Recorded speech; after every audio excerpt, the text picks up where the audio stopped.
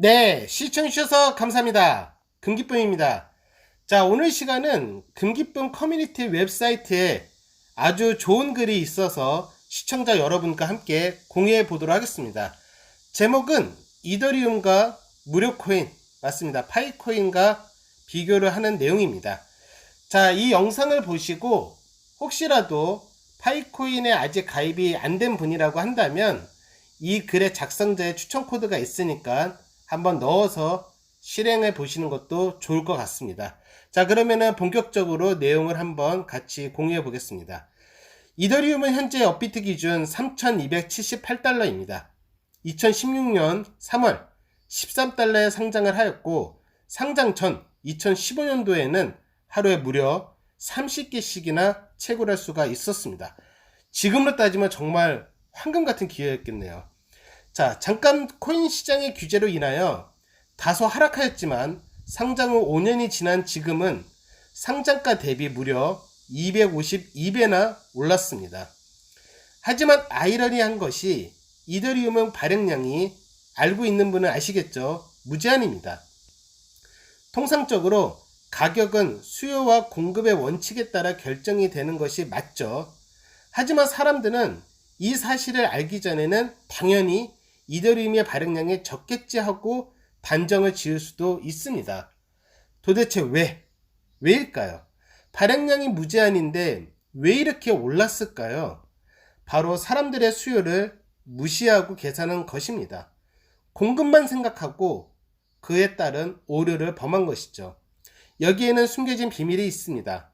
비록 이더리움의 발행량이 무제한이지만 전송 속도가 비트코인의 10분에 비하면 1에서 5분으로 상당한 우위에 있다는 것입니다. 비트코인하고 비교하면 상당히 빠르다라고 생각하시면 좋죠. 반면에 비트코인은 전송 속도는 느리지만 공급량이 많지가 않고 결제와 전송의 실거래 개념보다는 비트코인만이 가지고 있는 희소성과 금과 같은 자산으로 접근하는 것이 맞을 것입니다. 맞습니다. 지금의 비트코인을 어떠한 기술력으로 따지는 것보다는 비트코인이 최초의 가상화폐이고 또 비트코인만 갖고 있는 그 고유한 브랜드, 그 희소성이 중요하게 지금까지 가격을 견인한 것 중에 원초적이라고도 또 생각해 볼 수가 있는 것이죠. 자, 그러므로 공급만을 보아서는 가격의 오류가 생기는 겁니다. 예, 맞습니다. 여담으로 파이코인의 채팅방에 들어가 보면 발행량 관련 글들이 상당히 많이 있습니다. 저도 많이 봤죠. 네. 발행량이 많아서 상장하면 10원이다, 100원이다 이런 말들이 즐비합니다. 자, 조금만 파이에 대해서 공부를 하시는 분이라면 이런 이야기를 안 하겠죠. 그럼 본론으로 들어가서 이더리움과 파이코인을 비교해 보겠습니다. 자, 이더리움은 발행량이 무제한인데 파이코인은 발행량이 여기서 1000억 개는 예를 들어서 설명한 것 같습니다. 1000억 개입니다.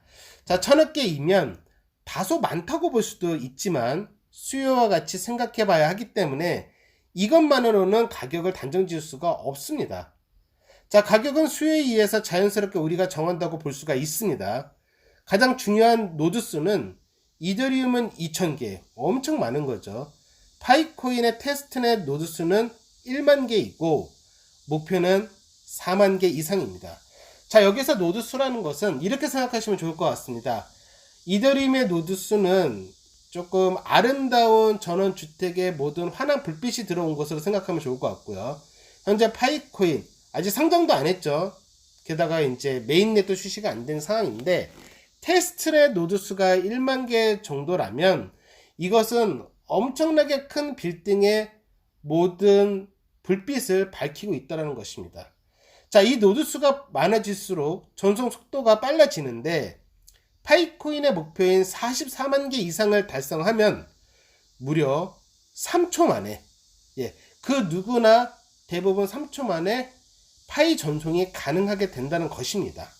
상당히 빠르다는 것이죠. 이더리움의 발행량이 무제한이지만 지금까지 가치가 상승하여 높은 가격을 유지하는 이유 중에 하나가 바로 전송 속도인 것입니다. 맞습니다. 여러 가지 이더리움의 장점이 많죠. 확장성도 있는데 어쨌든 간에 이 전송 속도는 상당히 매력적이었죠. 즉 빠른 전송 속도가 곧 높은 수요를 의미하고 그로 인하여 공급량의 의미가 없어지는 것입니다.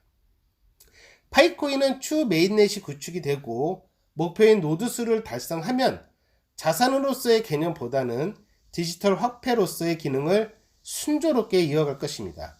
즉 자연스럽게 우리의 일상으로 들어와 파이로 상품과 서비스를 손쉽게 구매할 수 있는 파이만의 생태계가 구축될 것이며 우리 스스로 가격을 만들어갈 것입니다. 결론은 파이의 빠른 전송 속도로 인하여 공급량 대비 수요가 폭발적으로 증가하여 시간이 지나면 지날수록 파이의 가치는 자연스럽게 상승할 것입니다.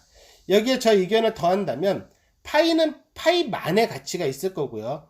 또 파이만의 빠른 전송 속도와 앞으로 이제 계속 늘어나는 노드 수에 대한 안정성까지 확보가 된다면 파이만의 가치 이외에도 이 작성자분께서 말씀하시는 내용, 즉 그 전송 속도로 인해서 우리가 예를 들어서 A코인에서 B코인을 교환한다거나 아니면은 A코인에서 C코인을 교환했을 때 필요한 중간 고속 열차와 같은 교통수단의 역할을 할 수 있다라는 것입니다. 그냥 쉽게 생각하면 뭐 빠른 전송 속도와 낮은 수수료의 대표적인 트론처럼 생각하셔도 조금 이해가 쉬울 것 같습니다. 자, 긴 글을 읽어주셔서 감사합니다라고 해서 끝맺은 말을 적어주셨네요. 자, 그러면 파이코인, 이것은 무료 코인인데 하루에 한 3초만 터치해 주시면 충분합니다. 3초 시간이라는 것입니다. 무료 코인이고 핸드폰 앱을 실행해서 터치하는 시간, 그 모든 3초면 충분할 것 같고요. 그러면 자동으로 이 작성자분께서 말씀하신 파이코인을 채굴할 수가 있습니다. 자, 지금 제가 스티커를 붙여 놓겠습니다. 네, 스토어에서 파이 네트워크라고 검색을 해주시고요. 그 다음에 실행하신 다음에 영문과 동일한 영어 이름으로 작성을 순차적으로 진행을 해주시면 됩니다. 그러면 마지막 부분으로 추천인 코드가 나올 건데요. 여기 추천인은 DLR BGUR 81번 이렇게 되어 있습니다. 이분을 추천을 하시게 되면 같이 이제 채굴 속도가 올라가는데 기여가 되는 것이기 때문에 넣으시면 좋을 것 같습니다. 자, 오늘의 방송은 여기까지 하도록 하겠습니다. 끝까지 시청해 주셔서 감사합니다.